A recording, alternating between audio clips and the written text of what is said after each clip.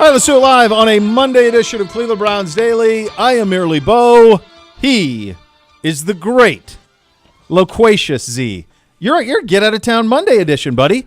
I know. First Friday for you. I thought it was last week. I thought it was Friday. See you on down the road, but so did I. Yeah, I decided. You know what? Be with the brothers one more day before we get out of town. There's a lot of ways we can do this. I know you and I were texting during the final round, so we have a lot to discuss on that.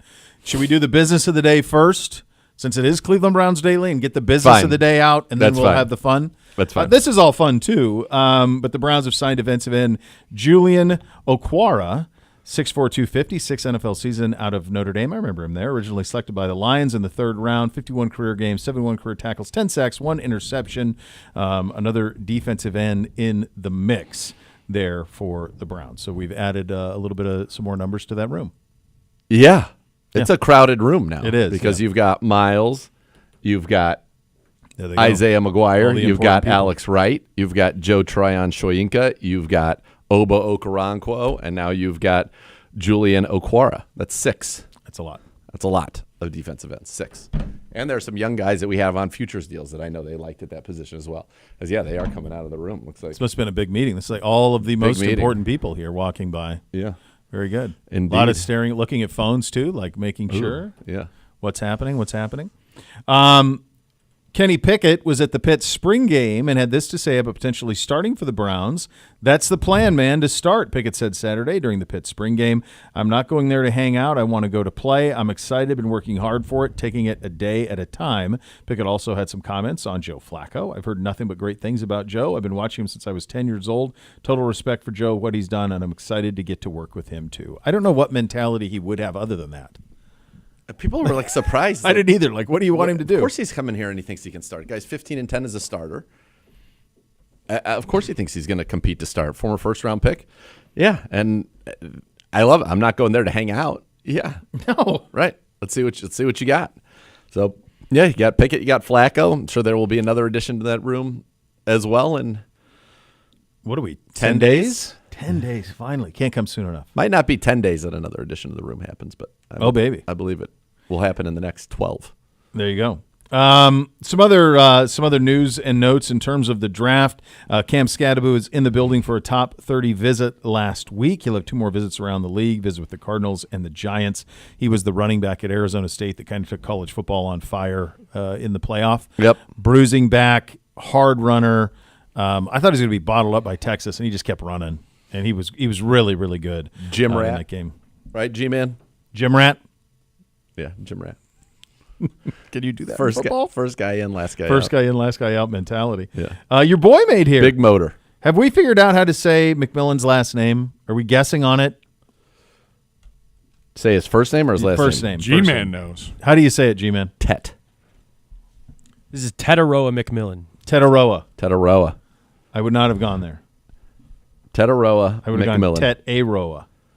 Tetaroa. Tetaroa McMillan. Tetaroa McMillan. This is your guy from the video game. Big fan. Big fan. Big kid.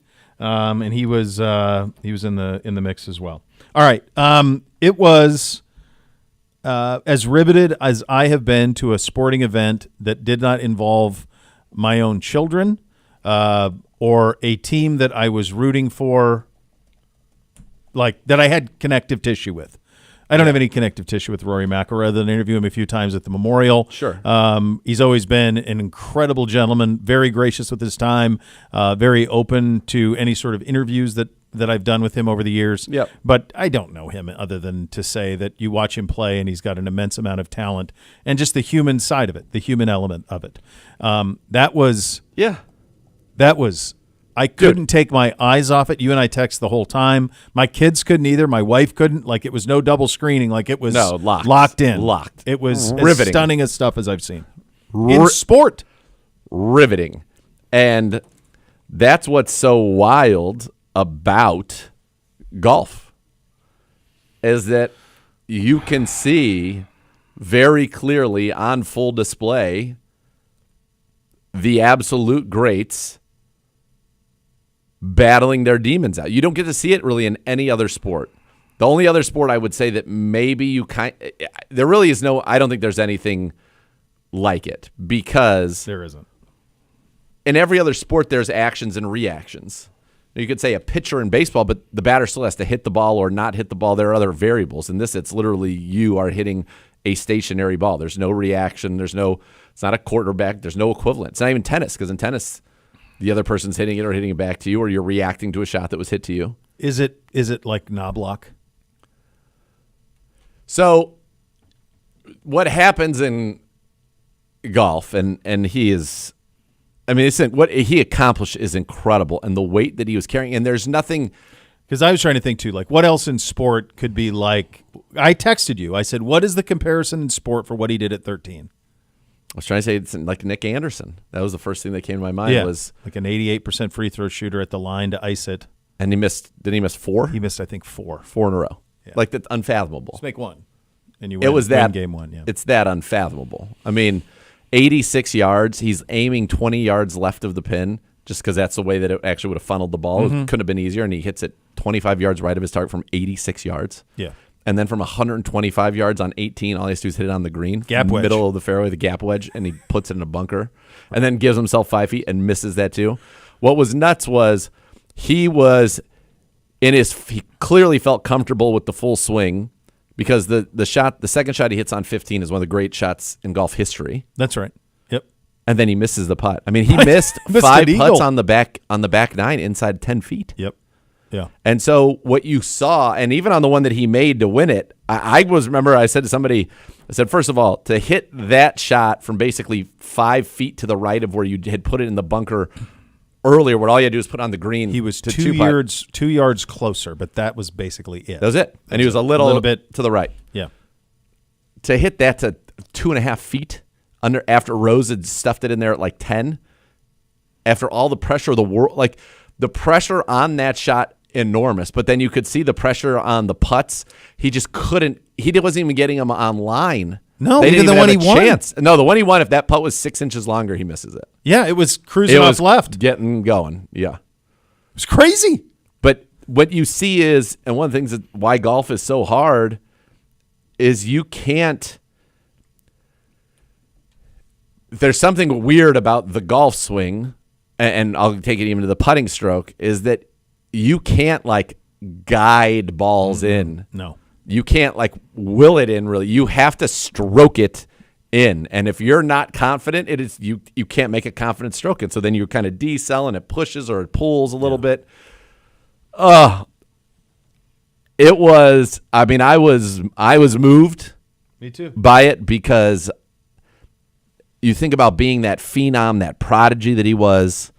He wins 3/4 of the career Grand Slam in like a 2-year period. Yeah. And then doesn't win a major again. And all he had to do at St. Andrews a couple of years ago when he lost to Cam Smith was make one putt. Just one, anywhere on the course. He didn't have one putt green. It never happens. And then you see it, and then he starts off U.S. Open last year. Then you see him start off double. He gives away 2. Then gets it back. Then all of a sudden he's playing great. Then he's on fire. Right. Birdie's 9. Birdie's 10. Yeah. Now he's 4 up with 8 to go, and you're like, it's over. He makes a little bit of a sloppy bogey on 11, but then he does 12, and then you're like, okay, 13. He's playing somewhere. He's up 4. Meantime, Bryson's off a cliff. Bryson's gone. He's done. in DeChambles. Yeah, which is the fat. It's great. Yeah. And I like Bryson. I do too. I think few people have come further from a public perception standpoint than him in sport that I can think of. That went from like universal villain, like pariah, this guy's a crud, to like this guy's the best. Like we'll fist bump. We're gonna go putt off with people on Saturday night, walking around my neighborhood and all that. Like all of that wins. Yeah. Yeah. And just you go through, and then you're on 13, and he's like, oh, he's playing it safe. He's just gonna make a little easy par at worst. When he walked, I don't know if you picked up on this. When he walked from a 12 green to 13, and Nance said this is his last little sanctuary because they've moved 13 tee back so far that there is no crowd. you're by yourself. It's the only tee shot. It's the only shot he was going to take the rest of the way that was not surrounded by gallery. Yep. It was just him back there. It was the four of them back there. That's it. Obviously, a camera from CBS, but there was nobody back there. That's it. And when he went back there, and I saw him pull 3-wood, and I just went, because he that's just you had such a great analogy there, or a great point, and it's something only people who play golf as much as you do or have covered it, like I have through the years, would know. He was swinging at his best when he swung freely, like to beat all hell, like over a tree, landing on this, around this. You're not thinking about mechanics. He's not thinking about it. He's just uncorking it. So when I saw him, and he executed the 3-wood pretty well, perfect. And the second shot's perfect too, but then I'm like, this is a different approach to the last 4 holes. It's the smart approach. I get it. Definitely prudent. But at the same time, I thought, because you're right, and that when you said that, it hit me, because like the shot on 15, it's one of the great shots. It's unbelievable. The one on 17, the approach on 17 to stuff it it's crazy. And then he couldn't make it. No, and we were saying I was texting him like, how close does this have to be for it to be a gimme? Is it 18 inches? Like, these are 4-footers. Yeah, it felt like it. Well, on 15, I said when he hit that shot on 15. But go back to 13 real quick. Yeah. He could have hit that shot from 86 yards a million times, and that ball ends up in that creek 1 out of a million. I mean, that is how unfathomable it is that was the result on that shot. I really think it was so that's 1 in a million. That's all that is. And now he won, so it's easier to say this, but he just choked. He choked. Yeah, that's nerves. That was something. I mean, it's insane. Yeah. It is insane for a player of his caliber to miss his target by 25 yards from 86 yards. And what you had texted me was, this isn't Van de Velde because he's Rory. Right. It felt like Van de Velde. And for those who don't remember. Well, and Van de Velde kind of did the opposite. He hit driver when he should have just hit a 7-iron. He could have hit 7-iron, 7-iron wedge. 2 or 3? He needed to make a double. Needed to make a double. Needed to get a 6. I may have wrong. May needed to make a bogey, but I thought he needed to make a double bogey. At least I think 2 he's up shots, maybe 3. Yeah. And then he scrambled like heck to just get made a crazy putt to get to the playoff. Yeah. No, that was. I mean, Rory was doing it right at that point. Mm-hmm. Because from 86 yards, people are saying, "Oh, well, he laid." It's conservative. His expectation from where he left it, the way the green was, his expectation after that shot was, he's probably going to make 4. He goes, I was set up to make birdie. I'm staring at birdie. That's what he said in the post round. Like, that's a birdie putt. That's what that is. I'm gonna chip that up. I'm gonna hit it left. It's gonna funnel down to the green. I'm gonna be 5 feet for birdie. Right. And game, set, match. Yeah. So then you go, and then on 14, did he bogey 14 too? Sure did. Yeah. Sure did. Yeah, bogey. that's when it was. Then it was. Now we're tied. Rose makes. Now we're tied. Then you go to 15. And then Rose is in the lead for a second, right? Because his birdie at 15 reties him with Rose. And then Rose falls 1 back, and then Rose birdies 18 again, I think, to get back to 11. I thought at 15 he took the lead back. You're right. Gives a lead to 11. I thought he was going to have a 2-shot lead. Well, and I said he needed to make, because he's leaky. Yeah. And having that extra shot of cushion would be massive. Yes. And then 16, it's a good shot. Could have made the putt, but tough putt, but good shot. 17 crazy shot. Unreal. Yeah. He's like walking after it. And then missing 17 was hard to believe. Because that couldn't have been more than 6 feet, no. right? 5-6 feet? No. And then 18, to miss the green from $125 is nuts for him. Mm-hmm. And then he hits a darn good sand shot under the circumstances. Yeah. And then the putt never even had a chance. Never had a chance. Wasn't not in the vicinity of the hole, sir. And then he's got to go and sit there and be like, contemplate it. I blew this completely. Yeah. Like it was, I completely blew this. Yep. And somehow gets himself composed enough. And Rose steps up there and hits a perfect tee shot. Mm-hmm. And then he hits his. And then Rose hits it to 10 feet. Yep. And for him to hit that iron that close, and then Rose misses, and it's just unreal. Like, folks, and I know that everybody probably has seen this, but if you haven't, there are only 6 people that have ever done this. Yeah. And the last one to do it was Tiger Woods in the year 2000. Yep. The others, Gene Sayers, Ben Hogan, Gary Player, Jack Nicklaus, this is all in the 50s, 60s. There's been 2 people since 66. He's right. the second. Tiger. Since 1966. Tiger and him. Yeah. Yeah. No one's done this. I mean, it's been forever. It's been forever. And he's been trying to do it for a decade. 14 times he's come to Augusta with a chance. 14 times. And he led 4 by 4, and then when he shot the 80, remember that? When he was leading by 4? That was what, 2011? Yeah. And he could have had this. He could have done this forever ago. A decade ago. Yeah. Yeah. It was awesome. It was that's it. It's exhausting. I was just cooked. When it was done, I was just cooked. I was just so riveted by it, so into it. It's just sports are the best, man. It's funny. I was walking in, and Dewan was walking out as customary this time, and he's walking out. And he goes, "Man, take that off," because he's like, "Masters is over. I don't need to see that." And I'm like, "Dude, did you watch?" And he started laughing. He goes, "Yeah, man, I'm just playing. I watched." And we started talking a little bit. I'm like, I told him, I said, "We all expect you guys. You're pros. We expect you to play perfect because this is your job, but you're human, and there's a human element to any sport, but I think there's a human element to that sport that the only one that I can think of that's even in the vicinity is probably a little bit baseball because it's one man against another man and there's a lot of solitude to it, but it's not like this. This is it. It's still reactions. Like you're reacting to something. This is you have to do anticipation versus reaction. Have to do it all. You got to do it. And when he went to the tee at 18, I said it's 4 swings. That's what it is. 4 swings wins the Masters. That's really 2 swings and 2 putts. Yeah.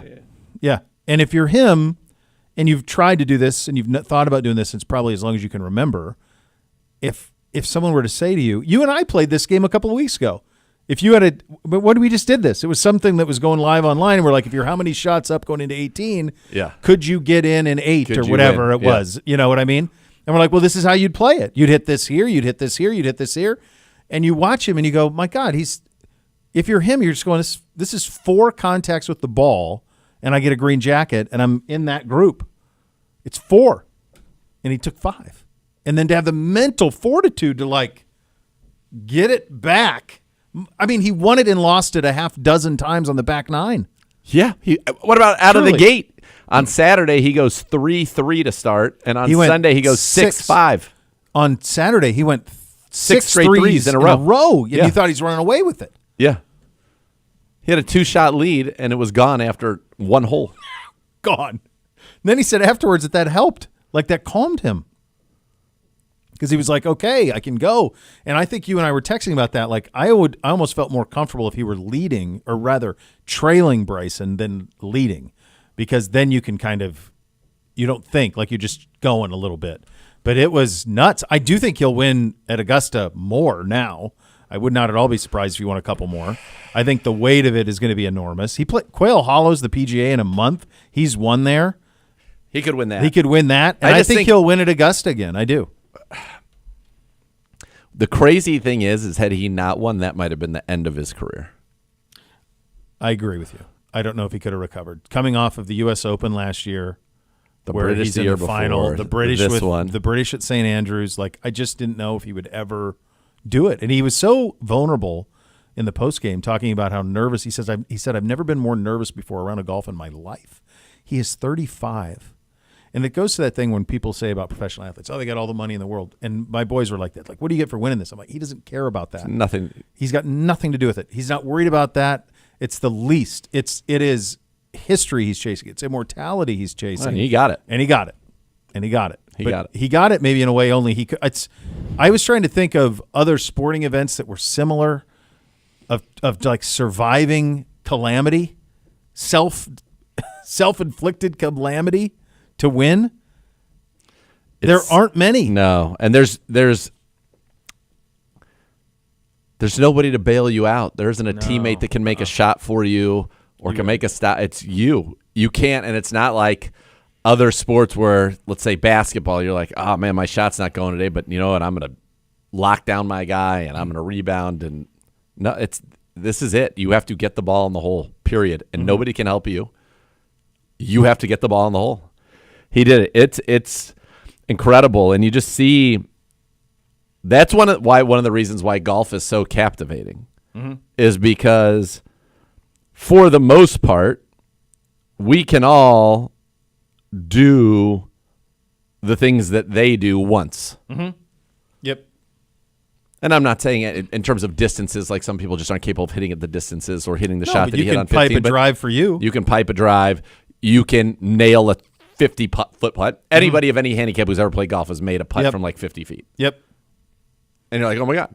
Yep. Or you can hit a perfect approach shot that goes in. Mm-hmm. Anybody can do it. Yep. But then when you see them struggle, I mean, dude, a guy in the opening round who is a professional golfer, a PGA Tour golfer. Mm-hmm. I think he's on the PGA Tour. Could be on the LIV. Either way, he's a professional golfer. Shot 90. That's right.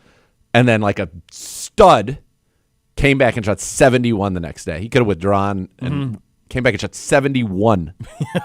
Right. A day after shooting 90. Yeah. And those are the best in the world. So like when you go out there and you're golfing and you don't hit the ball where you want to, it's okay. That's going to happen. It is. Yeah. It was exhausting. It was and that's the thing. One of the reasons why, I'll be honest with you, I used to play, college golf and play in, some big. The toll playing an intense stroke round of golf, like a ball into the cup, count up your score, one round, and you're doing it for real and like care, is exhausting. The boys said to me, Dad, aren't any of these gimmies? Yeah, no. There are none. By the way, Justin Rose wins the tournament if he doesn't 3-putt from 3 feet on 16 the day before. Buddy, if Patrick Reed doesn't 3-putt on from 15 from 2 feet, he is in the playoff. That's right. Because he finished at 9. Yeah. And he went from eagle to bogey on 15 from 3 feet. Yeah, he could have won it if he had just one-putted it. Yeah. And that's the thing. That's what. Like, jeez. When people always, what should I get? If you can chip and putt and you can be competent from inside 150 yards, you'll always kind of mitigate everything. You need to learn how to hit it long. But like when you watch this, Rory's shot, for example, on 15, which is one of the greatest golf shots ever, didn't even gain him a stroke. Not one. Because he didn't make the 5-foot putt. Well, he birdied, but I mean, he should have been eagle. But I'm saying if he hit from there and he hit it on the green 50 feet away, you're right. He's making birdie. Fact. Yes. Like, he's still making a birdie. Doesn't matter. Doesn't matter. So he did not take advantage. No. So that's why it's such an insane game, and it's an insane thing to think that when you leave a putt on the lip and you strike the ball and contact it to go 1 inch, that counts the same as if you just hit a 330-yard drive that's majestic right down the middle. Yeah. I think it had to be at the Masters too. And the reason because I don't think if all of that played out at the U.S. Open or the PGA or the British, I don't think it would have had the feeling. It's for the career Grand Slam. It's for the career Grand Slam, but it's also Augusta. It's because we know those pin placements. It's the same course every year. It's mowed the same every year. You notice if they move a pin back or whatever, but other than that, the trees look the same, the flowers look the same, it sounds the same, and so we've seen it. Like we know where you have to be. They did the rare thing where they paid homage to Nicklaus's 75 win and moved that pin on 16, but everything else, we know where you have to hit on 18. We've seen it there a million times. We know what that pin means. And to see him miss it from 128, you go, dude, just any short green grass and you win it. Win it. Any. You're next one with the putt, you're winning. Now, I don't know if he would have because he still missed a 4-footer, so I don't know if he would have or not. Other thing I want to bring attention to, 2 things about the Masters experience. Number 1, I think that more and more sporting events, and I think us as the public should be open to this, should take your cell phone. Take the cell phones. I knew you were going to say that. Because 100%. When I'm watching this thing and you see the stills, you just see people watching what's in front of them. You Locked, don't see dialed. This nonsense. Like trying to do, what are you going to do with it? What are you going to do with it? Yeah. And you just watch them lock in, and they're all just watching. They do this in stand-up comedy now. Like they take your phone because it might end up on Netflix or whatever. So they take your phone, they put it in a thing. Like I think we got to get there to where I think more and more sporting events save us ought from to ourselves. do that. We're not disciplined enough. No, we're not. No, not by a damn stretch. But that was awesome. to you see those like, pictures, and everybody's face is looking. Like, and that's why you would get when they would manually change the scoreboard. Yes. You would get all these big reactions because nobody. You're not checking it. There's no way to know. No. Buddy of mine was there. Two things he told me that was unbelievable. He said, first of all, like the whole course was rooting for Rory, like everybody was. But I think everyone was rooting for Bryce. I think they just root for drama and good golf. So I think everybody was rooting for everybody. He said it was, you could feel it. But one thing I noticed was he kind of got confused in terms of where the double bogey came. He thought it was 15 because he's out on the course. So I'm like, dude, when you go back and watch what you were at, you're not going to believe it. He said the other thing that was crazy is DeChambeau was on the driving range at 2:22 for a 2:30 tee time, launching drivers because he wasn't right. And he was trying to get his swing right. He was 8 minutes before his tee time, swinging 1,000 miles an hour, trying to dial it in. Did you see what he did the night before on Saturday? I did. Yeah, I mentioned that earlier. How he walked around. No, I was saying after the round, he was on the range until 10:30. God, how do you even have hands? Because he noticed on Saturday all of his irons late were left. Yeah. And so he was just, dude, iron after iron after iron. He hit something like 150 more balls. God. At night, then he goes and walks around and does that putting thing. But he went from that round to the range, like right after he made that bomb putt, signed his scorecard, and went to the range and was just hitting iron after iron after iron after iron after iron. Can you imagine how exhausting it would be to be his caddy? Because you're along for the ride and all that stuff. One other thing I want to bring attention to for the kids out there. Rory makes the putt. He crumbles. He's weeping, all the emotion. Nance says his quick little line, and then he laid out for 7 minutes. It was awesome. He didn't say a word. He just let the images and the natural sound of Augusta go. That's awesome. He was also, Trico had a great call on the radio, too. Yeah. It's different on radio because you have to but on TV, like Nance just laid out. See, and it's interesting. We talked about this today because I agree with that after the moment happened. I thought he was almost too chatty going into the moment, though. I think he was. Especially on 18 the first time. I think he so much wanted to lay the context of it up, and he knew what would happen. He wanted everyone to understand the gravity of it. And I think probably for him and Immelman, I thought Immelman was really good, too, for most of the day. Yep. I think the job of trying to make sense of what they were seeing. Yeah. It was so hard to understand how he hit that shot on 13 and missing the putts he missed on 15. Even 16, he didn't really give it a run at it on 16. Like, it wasn't like it was lipped. I mean, it missed. He just missed it by several inches. And then how do you make sense of, and then also keep in mind, like, you're broadcasting, but Augusta's listening to everything you say. So if you say something. Everything. Yeah, you can't say somebody choked. You can't say somebody, you're done. Done. You're gone. And it's not the practice range. It's the practice facility. Oh, There's a term for every single thing at Augusta. It's not a back nine. It's the second nine. All that stuff. Yeah. So they don't, it's the first cut, the second cut. There is no rough at Augusta. Like, that's all of that. So I just thought, like, to just lay out that's pretty powerful, to have the confidence to just let the pictures and audio do its job. And it did. And it was such an emotional moment. And it was, he was setting the stage. I mean, he was saying things even as they made the turn to the back nine. Yes. He had a couple of great lines. But there were just moments where I was like, this is unlike Jim. Is he getting so wrapped in the moment?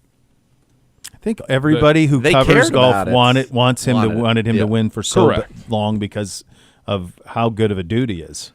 You know, and the talent. Like, in the end, it's the reason, like, the Final Four had such great ratings. We all really want to see greatness. That's what you want to see. You can talk about Cinderella. You can talk about somebody winning something out of nowhere. But you also want to say, I was there, or I witnessed this. There's value in that. And I think for them, there was too. I think that's why they were kind of all rooting for him, especially after what he had been through. I thought when Rory's on the 9th green and he goes through the roll call of champions who birdied 9 on their way to winning and just had that at the ready, and he's going through them as Rory makes it, and he goes, and has he added his name to the list in 25? Then he said, when they came back from that commercial going to 10, he's like, the most important 9 holes of his life.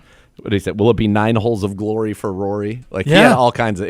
He was very good. Yeah, very it was, good. and it was. I don't know. It was thrilling. You guys asked what was the NFL equivalent. The only thing I could think of is like if the Buffalo Bills, who have been in the AFC Championship game all these times, who have all those Super Bowl losses, if they got to the Super Bowl, led like 28-3, and then coughed it all up, just coughed it up, just Josh Allen, and they're down 31-28, and or if they somehow get it tied at 31-31, and there's a chip shot field goal to win it, and they miss it right, and then somehow they win in overtime on a Josh Allen bomb. That's the best one I could do. I can't think of another NFL, because you have to have a bunch of bites at the apple. You have to have the scar tissue of not getting it done. Yeah. That's the best one I could do. Yeah. On an NFL side of it. Yeah, it's hard to have an equivalent because it is so just the solitude. It's the solitude. Silence. And the fact that, again, there's something to the ball's not moving. Nah. It's you and your thoughts. Dude, what was the hole where it hung on by a thread? 11, and then he kind of, for a pro, duffed the chip and made bogey. 11, yeah 11 was 3 inches from going into the water, maybe 1 inch. I couldn't believe it stopped. Me, I thought it was. They're like, careful. What are we doing, man? Yeah, and then Bryson knocked it right in the water after that. I mean, Bryson, honestly, if he didn't have some of his horrible shots, it could have been fine just scraping it along. Well, he and that goes to your point earlier about from 150 and in. He's such a good putter normally and an incredible chipper and sand player that he was so close on all of that stuff. But like his second shots, he had no clue where they were going. He couldn't hit his irons, which is nuts. That's wild. Yeah, wild. It's great. It's really great. I'm guessing the numbers will be mammoth for it. How could they not be? There was nothing else. We were at lacrosse in Rocky River, and like half the dads, because our game started at 2, and like half the dads were like, Rory doubled one, and like the whole way home, I had NBC, like had my phone on, he was watching as I was driving home. So it was riveting the whole way. It captured everything. Had to be huge. Had to have huge numbers. I just can't imagine it wasn't, because even if you weren't watching, if you were on any sort of social media app, you found it. I mean, I had probably, and I'm not trying to exaggerate, 25 different group chats going. Yeah, I know. I bet you did. That was crazy. Like all at one time. Yeah. The ambassador of Cool was like almost ready to jump off of a building, and then he was back, and then he's like, I'm exhausted. I go into bed. Because he was rooting. He was big Rory, for huge Rory. Yeah. I mean, we almost saw that. Like I said, I really think the stakes were maybe like the end of his competitive career. Like he could have just. I don't think he would ever be. I don't think he could ever be competing in a major again. Like I could see him continuing to play because he still wins. I know, but the just rest the of mental. it, but like mentally, I don't know how he could have shown up at another thing. I don't know how he could have, ever. And I do. So I think you're right. I think it goes from like never winning another major again, I think he could win. And now I think he can win a bunch. Yeah, I think he'd win 3 or 4 more at this point. But it's all great. That's the other thing. It's like, dude, guy made 4 doubles. God. 2 of which were horrific. 3 of which were horrific. Oh my God, the chip on 15 the first day. That's just the 3-putt he had on 1 yesterday. Yeah. I mean, as Nance was like, they were unfathomable doubles. So he had those doubles, and he missed like 5 putts inside of 10 feet on the back and still won. He could have won this by 9 shots. He could have been 20 under. Easy. Yeah. Easy. Yeah. That's what's crazy. Is such that he can. Oh man, his strokes gained tee to green going in the last round were so off the charts, but Bryson was nowhere near him, but Bryson was just putting like crazy. He really was. Yeah. When he went to 18, 2 things on the playoff that jumped out. When he goes to 18 tee box, there's a guy who's like up against the ropes, like a fan patron guy. And he goes, "Believe it, Rory." You could hear the mic pick it up, say, "Believe it, Rory." And I'm thinking, like, if you're Rory McIlroy, do you want to punch this guy in the face? Like, you know what I mean? Like, you know that the guy's coming from a good place, but it's like, you don't want to probably hear anything. And the other thing I'll say about the playoff, I think that it is incredibly fortunate that it was Justin Rose, because there is a familiarity between him and Rose. They played in all the Ryder Cups together. Justin Rose is the gentleman's golfer of all gentlemen's golfer. And I think when he got to 18T and they kind of bro hugged and shook hands, it was like that almost calmed him. Yeah. Like, if it was Bryson in the playoff after he had choked 18 like that, I think he could. Or anybody, I think, else that he, one of the live guys he'd been at odds with, whatever, I think it would have unnerved him. But I think because it was Rose, there was a familiarity that it was like, okay, this is me and Rosie. We'll play 18, fine. I'm better than him. Let's go. I'll go make birdie. Fine. That's it. That kind of jumped out to me. Rose made 10 birdies on Sunday. The putt on 18 is a bomb. And pure. He had his hat off with it 2 feet out. Yeah. It's awesome. Yeah, sports are best, man. The best. There's nothing nothing like that. There's nothing like it, man. There's nothing. It's about 6 hours. Nothing like of it. Straight content where you're on the edge of the seat the whole way. Yeah. Those are your hot topics today, presented by University Hospitals, official healthcare partner of your Cleveland Browns. We'll go around the league. Coming up next, you'll listen to Cleveland Browns Daily. We are presented by Ballybet, official sports betting partner of your Cleveland Browns on 850 ESPN Cleveland.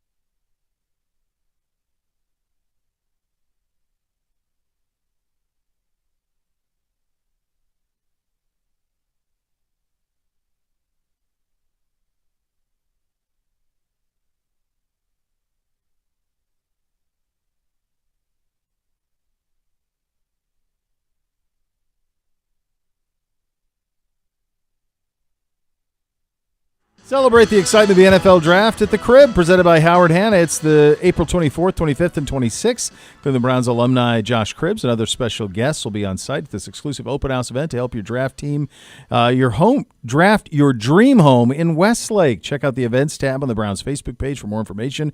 When it comes to buying, selling, every client is a top draft pick with Howard Hanna. Around the league, presented by Leaf Filter, official gutter guard of your Cleveland Browns. A shoulder injury has put Derek Carr's 2025 status in jeopardy for the New Orleans Saints. They have Spencer Rattler, a couple other guys on that roster. This probably explains how Shedeur went to become the favorite now to land in New Orleans. Here's something I want to pose to you about this specific situation. If you're Aaron Rodgers, do you say, that's interesting? It's a division where you feel like maybe you can compete. Yep. It's a dome, which he might find appealing. Yep. Yeah, maybe. Decent weapons. I just don't understand why he hasn't signed with the Steelers yet if he's signing with the Steelers. Maybe he's not crazy about – maybe he's having reservations about playing in this division, in the elements, all of the stuff that comes with it. This isn't easier. By the way, New Orleans, they got hallucinogens. Yeah, they do. They got that. Yes, they do. Can't you see him down with the voodoo folks sorting things out? Absolutely. That would add up. A lot of absinthe available down there. Oh, all that you want. All that you want. Yeah. Whatever you need. Feels like it would be a good. That's how their fans consume the game. Yeah. You want a sacrificial chicken and get you one by 2 o'clock. Pick a corner. They definitely have some weapons. The Lave. Yeah.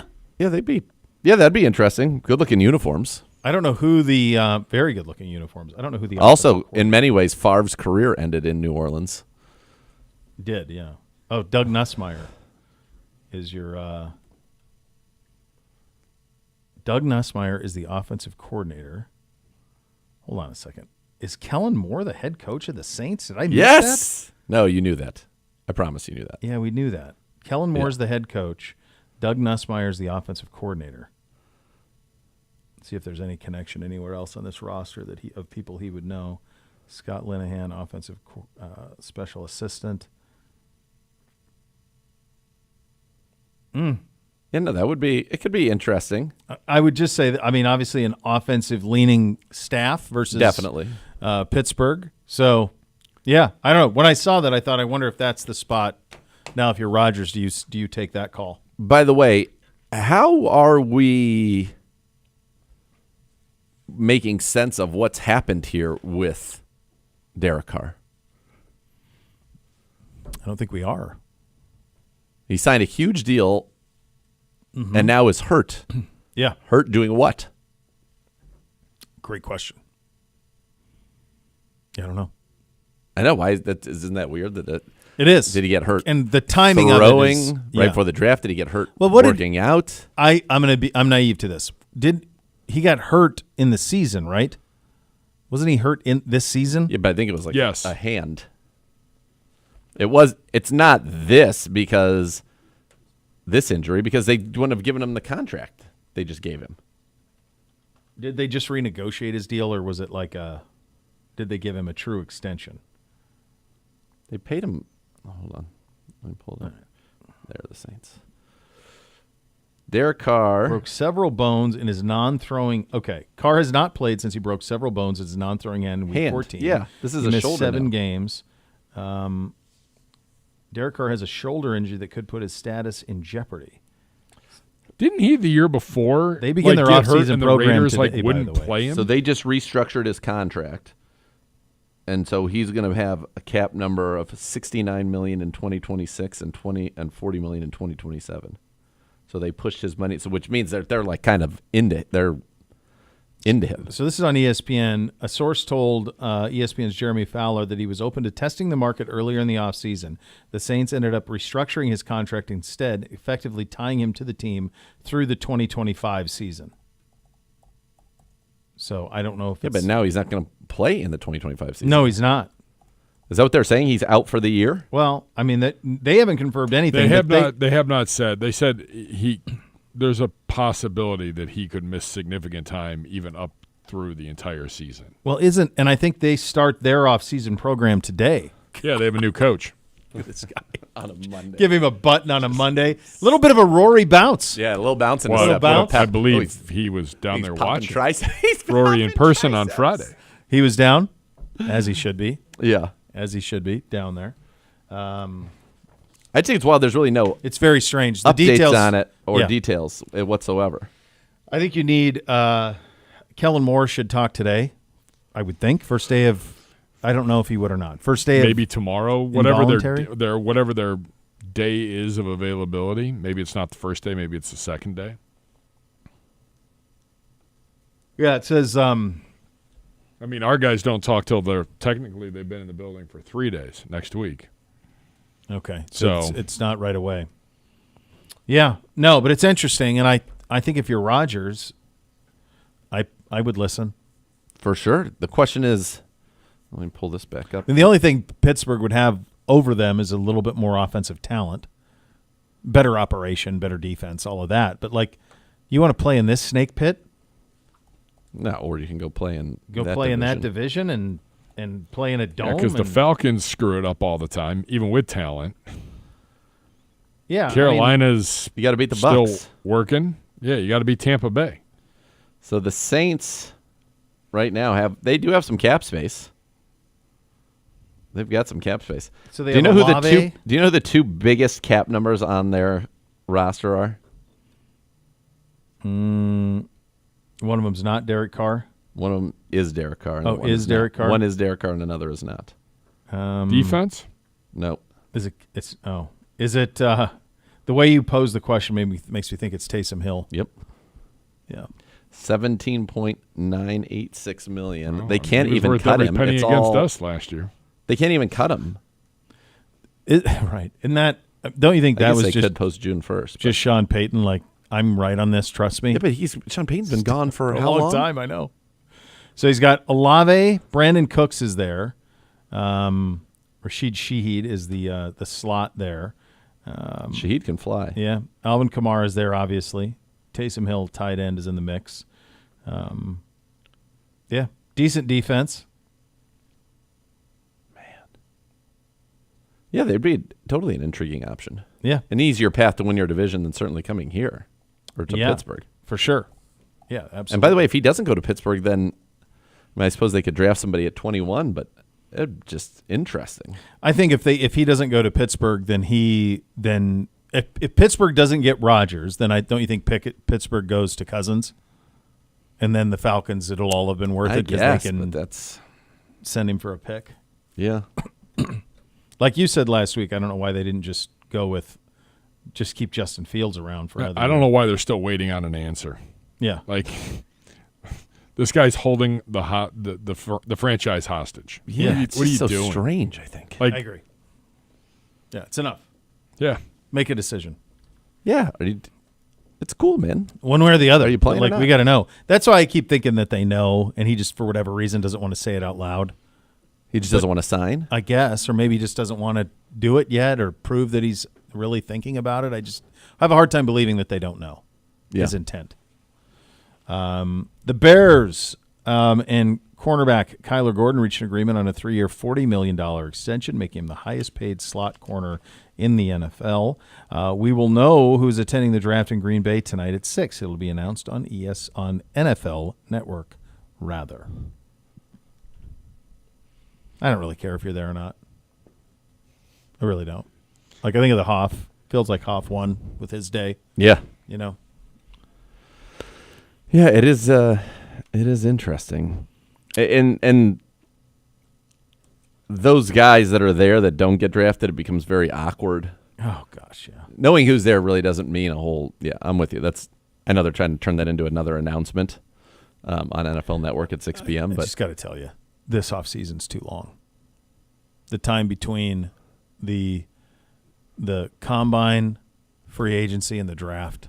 I know it's out of I could use a little schedule release in between. Remember the schedule release used to be the week either before the draft or the Tuesday of draft week. Do it this week or do the draft this weekend. I don't mind them waiting because then you can kind of try to come up with some cool matchups after the draft.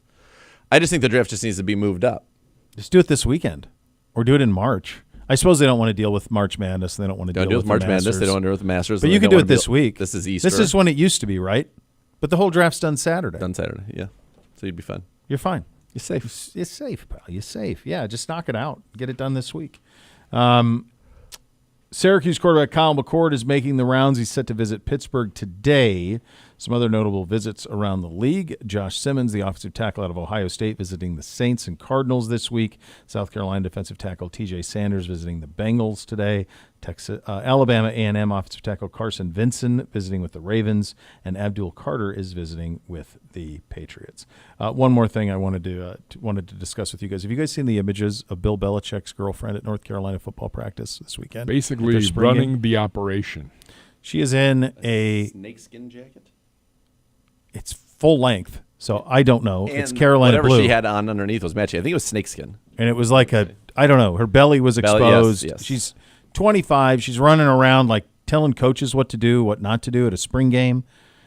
Who is she? Like, how did this happen? How did this happen is a great question. Like, meantime, like Belichick is North Carolina and Belichick are paying. That's a great song to pop up. It's for her. So yeah, it's in like it's like snakeskin with Carolina blue and navy blue, kind of like Argyle. Yeah, but it looks like snakeskin, and she has a skirt that looks like it matches. It's definitely snakeskin. Yeah, it's just outrageous. They made Mike Lombardi the highest paid general manager in college football. Listen, say what you want about the guy. Guy's loyal. Very. They've done nothing. They've done nothing in the portal. They've done nothing in recruiting. Nothing. Who did he have his picture with last week that we were like, what is he doing? Was it Lil Wayne? Lil Wayne. He's got Lil Wayne. Carolina. That'll boost the morale. I don't know.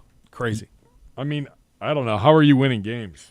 Can we also talk about Tennessee's quarterback? Good for them. So if you don't know, for them. Nico Malieva was a quarterback out of Southern California. He signed with Tennessee out of high school. It was reported that he agreed to a 4-year, $8 million deal for him to be the quarterback at Tennessee over the course of 4 years. He sat for a year, and then played last year. Completed about 64% of his passes. 2,600 yards, 19 touchdowns, I think 5 picks. Open receivers. Was very, to his credit, was really tough in the game against Ohio State. Remember, broken helmet in that game, and he kept battling, took a ton of hits, and kept getting up. They didn't really have a lot of options. They couldn't protect him. Took a bunch of hits. So there's a huge. I'll do this as succinctly, hopefully, as possible. There's a huge house settlement that's supposed to come in the next month. With that, college athletics is hoping that there will be guardrails to NIL, so that there will be some contracts and protections and all of these things. So in the meantime, what's happening is everybody who's currently in the sport is saying, I've got to make the most money I can make right now. So you have in college basketball guys in the transfer portal who are commanding $4 and $5 million. These are non-NBA players. They are transfer portal players in basketball who are commanding $4 and $5 million to transfer to a school. So in football, the same thing's happening. They're saying, are you interested? If you are, we're open to moving. So Iamalieva his dad is reaching out to people all over the sport. Are you interested? Are you not? Reach out to Ohio State. Reach out to other places. Are you interested? We may be able to move. Dan Lanning, the coach at Oregon, they reached out to him. They also reached out to USC. Lanning tells Tennessee this is happening. Okay? Tennessee and Josh Heupel says, oh, no, it's not. We're good. Goodbye. We'll see on down the road, kid, and you're done. Now, you can't blame them for taking full advantage of a market, trying to get the maximum of what they would. Josh Heupel would probably do the same thing. If Alabama called Heupel and said, we'd like to interview you for the job, Heupel would let that be known, and then Tennessee could match it if they wanted to. I mean, same thing, same rules. So they said walk, we're good. He skipped practice on Friday, and they said walk. This is the first one of these that's played out publicly. Correct. This hasn't, and no player has ever used the media to get their intentions out before the way that they did, him and his group did last week. So Tennessee said, good night and good luck. Isn't there a story that he, and I don't know if this is true or not, but that he threatened to not play in the playoff game? I don't know anything about. I haven't seen that. So people are. People are saying that people are saying a lot of people are saying that they say they're not. That he had threatened to not play in the playoff game if they didn't give him more money. I've always used that as the example of what's coming, that inevitably, because there's a transfer portal that time of year, that inevitably that you'll have a kid who says, if you don't give me money, I'm leaving. So maybe he did that or not, I don't know. But apparently now they're kind of doing that thing that you do once you say goodbye to it. You tell all the secrets, and apparently he wasn't showing up to his end of the bargain in terms of autographs and all this other stuff you're supposed to do with NIL. He wasn't doing any of it. Here's the reality. If he was really good, they would have given him the money. They would have. Yeah. He's a middle-tier SEC quarterback, and so they said, we're good. Best of luck. We'll find somebody in the portal. But, yeah, it was wild. And I think it's a seminal moment in sport, in the sport, college football, in that I think more and more of these boosters, these collectives will say, we're done. We've given you a bunch. Figure it out. Figure it out another way. Yeah. And I think that's what happened here. Yeah. But I think if his last name was Manning and he was really good, they'd pay him $8 million. You know, he was not a great player. Matt Waldman usually can identify very, very great players, and he will join us coming up next. Cleveland Browns Daily, 850 ESPN Cleveland.